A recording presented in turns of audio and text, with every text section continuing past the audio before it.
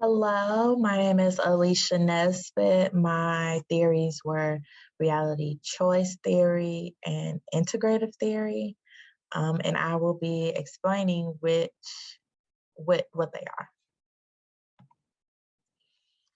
So, reality choice theory was founded in 1950 by William Glasser, and he believed that humans chose their own behaviors and that these choices either satisfied or did not satisfy basic goals. And so, to put that into simpler terms, that humans all make choices and that we always have a goal of gaining something or trying to get rid of something. But at the end of the day, we always have a choice in the matters. And so he also goes further to say that all issues happen when either one or more of the five basic psychological needs are not met. And so, as you can see, the five needs are power, love and belonging, freedom, fun, and survival. So, to explain this a little bit more, power is a sense of winning or accomplishing or having that control of something, and it's a sense of self-worth. So you can link power with self-worth. If you feel empowered, you have a positive self-worth, and so you can wrap that with self-esteem. So then you have love and belonging, which is relationships. So people want to love and belong to a family, to a community, and to other loved ones. And so we know with other theories, and we'll get to that with integrative, but relationships are the foundation of our social wealth, our social health, and our mental being, that it's not good to be isolated. So that is a important need. And then you have freedom, which is to be independent, maintain personal space and auton- autonomy. There we go. And so with freedom, we want to, it kind of goes hand in hand with power because we want to be able to make decisions for ourselves, be confident in the decisions that we make for ourselves. Fun, which is to achieve satisfaction, enjoyment, and a sense of pleasure. That's self-explanatory. So you're not always stressed. You don't feel like you're overwhelmed, and that it's important to enjoy things in life and to enjoy what you're doing. And then survival, it's the basic needs of shelter, food, sexual fulfillment for the five basic needs that Glasser believes everyone is striving to, and we base all of our choices trying to satisfy these five needs. So we have more of the basics. Everyone is striving to meet all of the five basic needs. If a person is feeling sad, the belief is that one of the needs are not being met, and that in any case in life, that if there is something wrong, if you look back at one of the needs, then something is not being met. And so then we talk about quality world, and you can think of quality. Well, the definition, first of all, is how we can fulfill our basic psychological needs based on wants and needs. So it's like your dream place, your fantasy land. If everything you wanted was given to you, if it was perfect, that is your quality world. And so Glasser believed that everyone is striving to meet their quality world and to make their reality their quality world.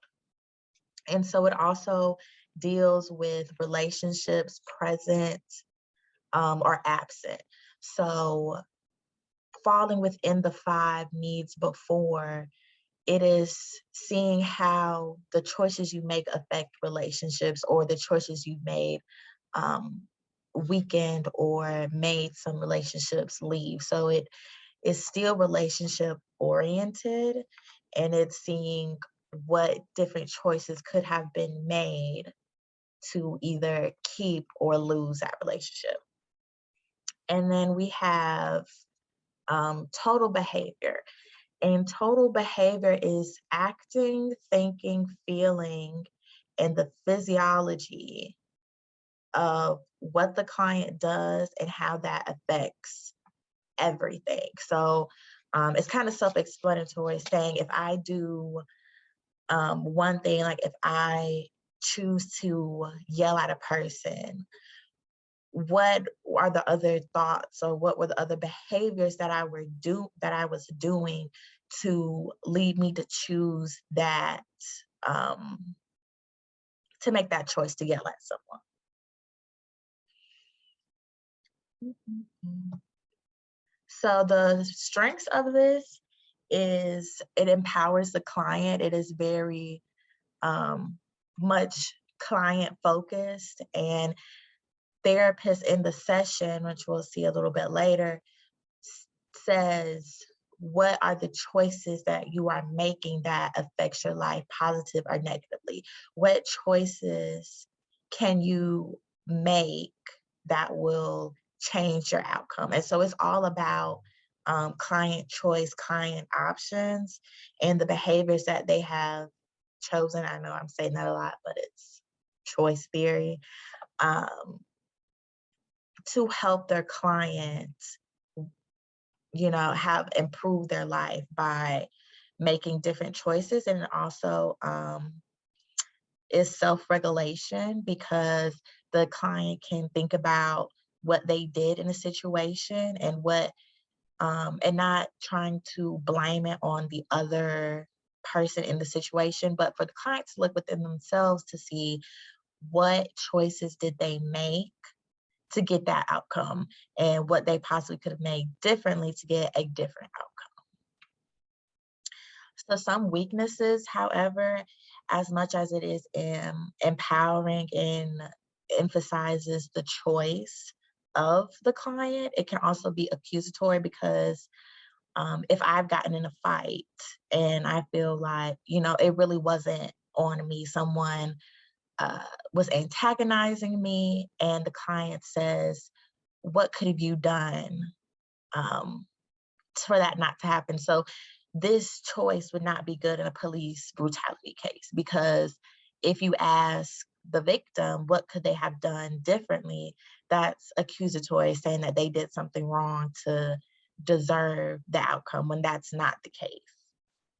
So that is a very, I would say, one of the biggest weaknesses, that if not used properly, it can become accusatory to the client or to the victim in a situation. And also, it does not consider how the environment impacts the client. It is very much focused on the client has made this decision. You have control over your life. You made these decisions, and these are the consequences. And I believe that it lacks a very large consideration to other external entities that is happening at the same time, because it doesn't consider that at all. It just says, this is a more internal, what choices did you make, what could you have done differently to change your situation, but it doesn't look at the environment or where the person is in the entire system that they're living in. So what significance? It is to create strong relationship with therapists, to help create strong relationships in the future. So another tenet of the theory is to create strong relationships with the therapist and to create strong relationships in the future. So with every choice, it is hoping to improve relationships. And so if back to the example of I'm yelling, let's say I'm yelling at my boyfriend, to create a stronger relationship, you practice that with the therapist and being very self-aware and choosing better words, choosing better behaviors and actions with the therapist. So in turn, the client, me yelling at my boyfriend, I can choose better behaviors to strengthen that relationship. So instead of choosing to yell, I would choose to step back, take a deep breath before I continue on, because I'm realizing the choices that I make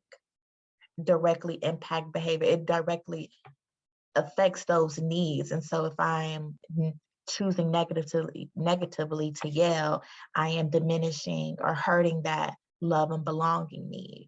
And so once I change my behavior, change the choice that I make, I can now strengthen that love and belonging need.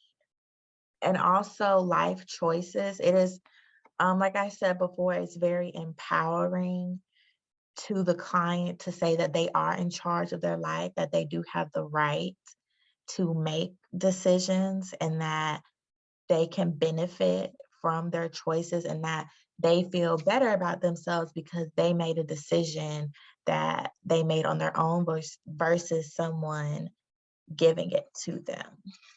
And so a big goal of the theory is to identify the problem and choose better options to overcome. Because when someone chooses to change their own behavior rather than try to change someone else's, they will be successful at obtaining their whatever the goals were in therapy and their desires. So this is mostly, like I will keep reiterating, this theory is about what can the client do behavior wise, what can they choose to do to make their life better. And so once they realize that, and they stop kind of the blaming of, oh, someone did this to me and I can't control what they did to me, I can't control anything in my life. This theory says you have choices in life, you have options, and that you always have power over yourself, and that you can take back that power of self and choose yourself and that power that you have to make better decisions and to steer your life in the way that they want to or that you want to. All right. So now I also had integrative theory for my current theory. And due to the eclectic, and eclectic means a mix of different theories, or it's a little bit different. It takes from different places. But due to its eclectic nature, there is no singular founder of the integrative theory or perspective. Theory and perspective for this is used interchangeably. So if I say integrative theory or integrative perspective, I'm talking about the same thing. Most therapists began to combining the use of several theories really in the 1990s. And now as social workers, we use integrative perspective to gain a more holistic view of the client and the client situation. And so some tenets are common factors, assimilative integration, technical eclecticism, and theoretical concepts. So these are some of the important tenets of integrative theory. And when I say important tenets, I mean these are like subgroups within integrative perspective. So if someone says, I use the integrative perspective or integrative theory, they can go on and say, oh, I do it by using common factors, or I use it by assimilative integration or technical eclecticism and theoretical concepts. And so to explain those a little bit more, common factor, when someone says that's the subgroup they're using for integrative theory, it looks for common elements from different theories. So it, what it says, commonalities can be working to form. So if I have a theory, like we'll use reality choice theory. So that is a behavior-based theory, and it's saying your choices changes your outcome, changes your reality. And I could also combine that with the cognitive behavioral theory because they both have the basis of changing behavior. And so that would be a common factor. And so then assimilative integration is one theory, we're using one school of thought, but it's open to different techniques from other approaches. So we're going to say that one theory is reality choice. So we're in that one school of thought that, we have choices, everything we're using is about choices and client choice, but I'm also open to looking at systems theory and to see how, okay, yes, it is the client's choice, but let's see how the environment or the different systems are affecting that choice. And so that would be assimilative integration, because you have to remember, important with that is the one school of thought that has, it's the one school at its core before it looks at a lot of different things. So then you have technical eclecticism. And so with technical eclecticism, the best treatment techniques, it's the best treatment techniques for individuals and problems that use different schools of thought, but not the theory. So I'll go to theoretical and then come back to technical so you can kind of see the difference. So theoretical is taking the best aspects of different theories to create an idea that is better than one. So theoretical is if I take reality choice and cognitive behavioral and say, I'm going to take, or no, reality choice and systems. I'm going to take the behavior changing element of reality choice. I'm going to add that with the all the different systems aspect of how the environment is affecting the client, and I'm going to put those together. So now I have two different schools of thoughts together as one to create essentially a new theory, not necessarily new, but to create an idea that works best for the client. And a lot of integrative therapists who use it, you tend to use theoretical, trying to take two different theories and make them one to kind of create a new theory that works best for complex clients. So now we have theoretical, it's taking the best aspects of different theories. Technical is taking the techniques from different schools of thought, but not the theory.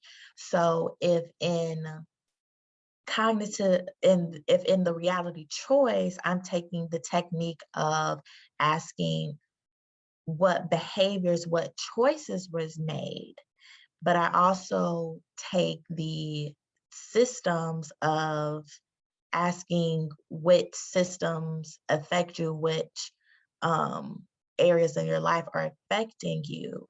And I take those two techniques and use them, then that's technical.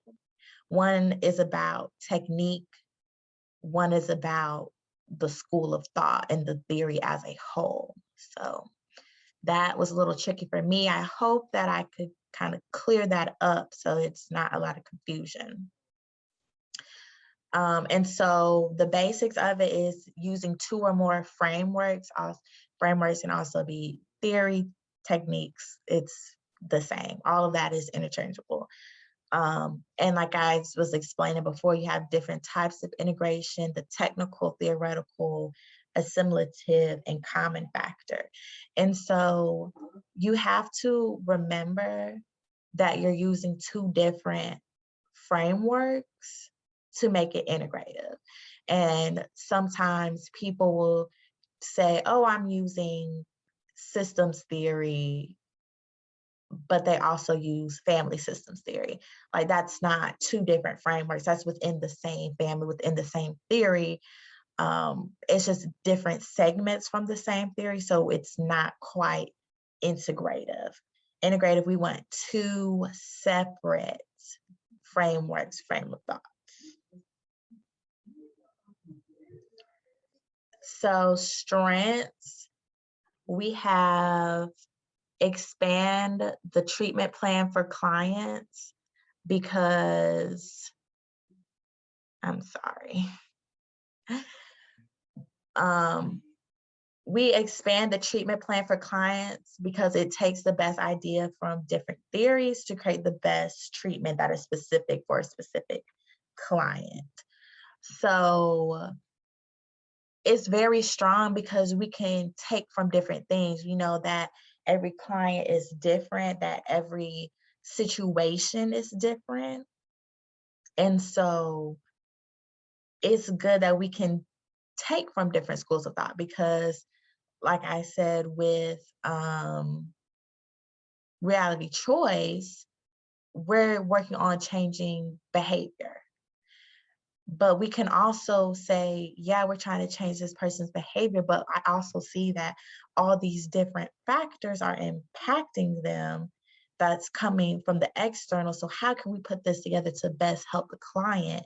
And that is what is so good about integrative, because you can use both, and that it shows social workers don't always have to choose just one, because sometimes in different cases, multiple frameworks do work the best because it has to address several different things. So to be able to have a kind of two-in-one with theories is sometimes the better option than just one theory, because sometimes one theory doesn't treat every symptom or every aspect of the issue. So some weaknesses is that you have to ensure that complementary theories are being used together. While they have to be different frameworks to work together to be integrative, you don't want them to be totally opposing schools of thought. You don't want a theory that says, people make their own choices, people are in charge of their own life and that they have that power, versus another theory that says people really don't choose, they just kind of do whatever happens to them, and that they have to navigate around external factors that they have no control of. That wouldn't be the best theories to use together. So you also want to still be mindful that the theories that you are using complement each other, and that you can find similar things like common factor, or do something like assimilative or theoretical, but you have to be very, very mindful when choosing which theories to use together. Also, another weakness or a point that many therapists and researchers have said is that some theories are losing their independent effectiveness once combined with another. And the big question is a practitioner still using the original theory properly as if it was being used individually? And so that's a hard question to answer personally, but you have to just be mindful to keep true to both of the theories that you're trying to use, or the techniques that you're trying to use, to make sure it stands true and that you haven't just kind of come up with some random thing that has no evidence based, unless you want to do research, and then you can create a new theory. But until then, you want to make sure that the theories that you choose are still true to its core.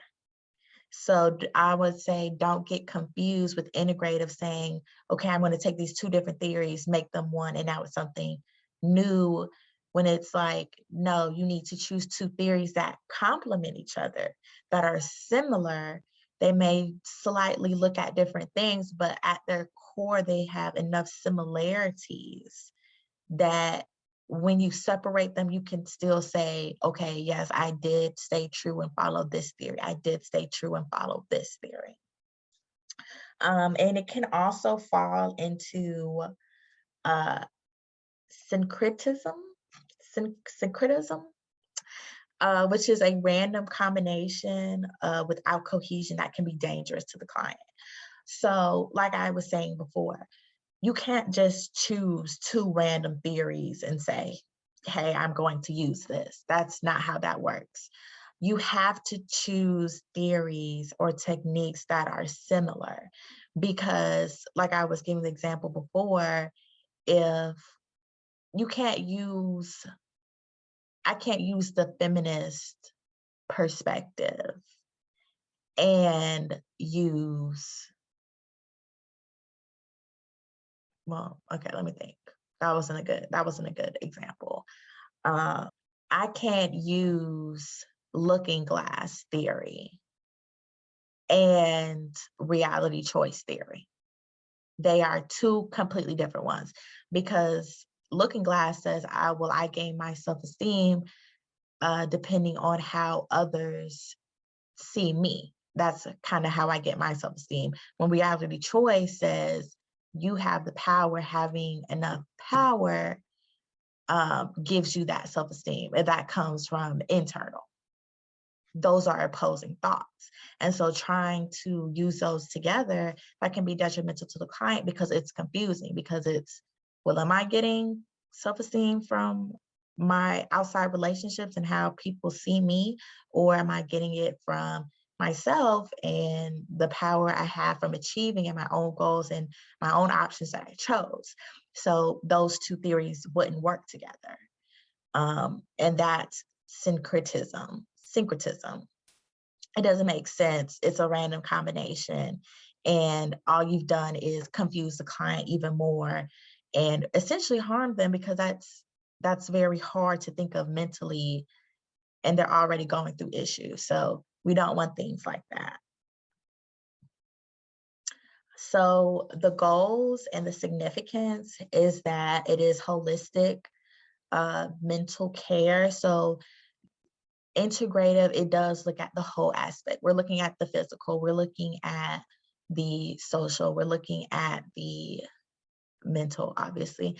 But we're looking at the environment that you're in. We're looking at all of these things to see, okay, which kind of frameworks can we use to address majority, if not all of those issues.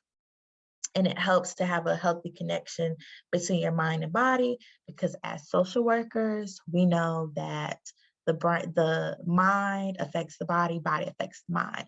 So when you can have a good connection of both, then the person is overall healthy, because we know if you're overly stressed, it can make you sick. You have a really bad anxiety, you can have stomach issues, vice versa. If you have health issues, that can cause anxiety, depression.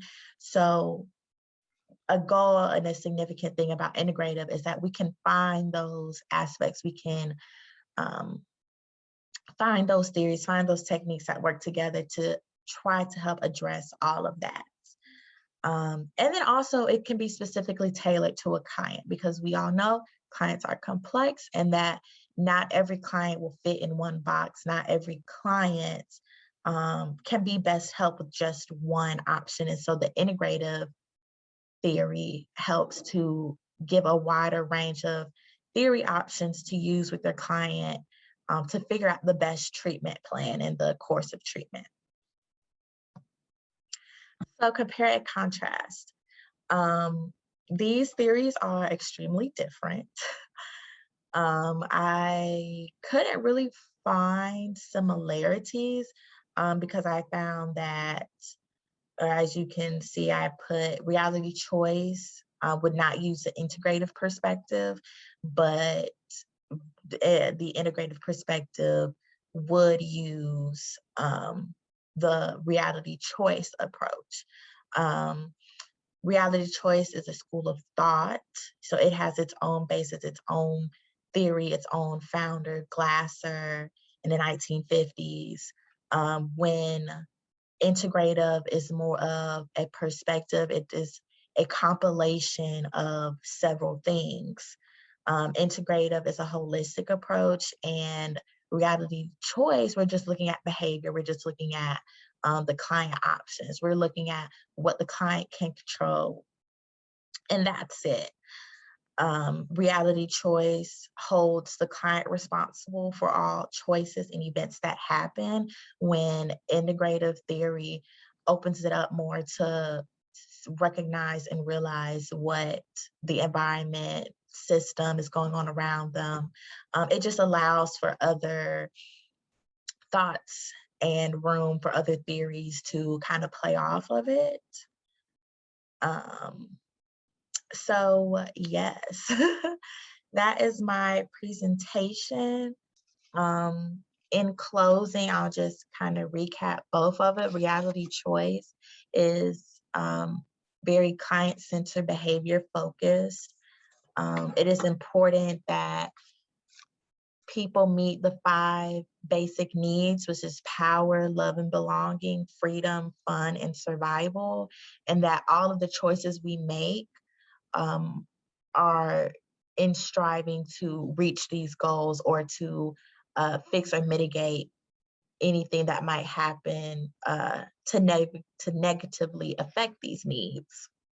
While integrative theory, it is holistic, doesn't really have a first founding. It is just it's also a school of thought that therapists have started using to work with more complex clients, to give clients a more specially tailored option than just using one theory, and that there are different types of integrative theory. You have assimilative, common factor, technical, and theoretical. And so that is my presentation. I hope this helped you. I hope this helped to explain these 2 theories to you. And I hope that you enjoyed my presentation. So thank you.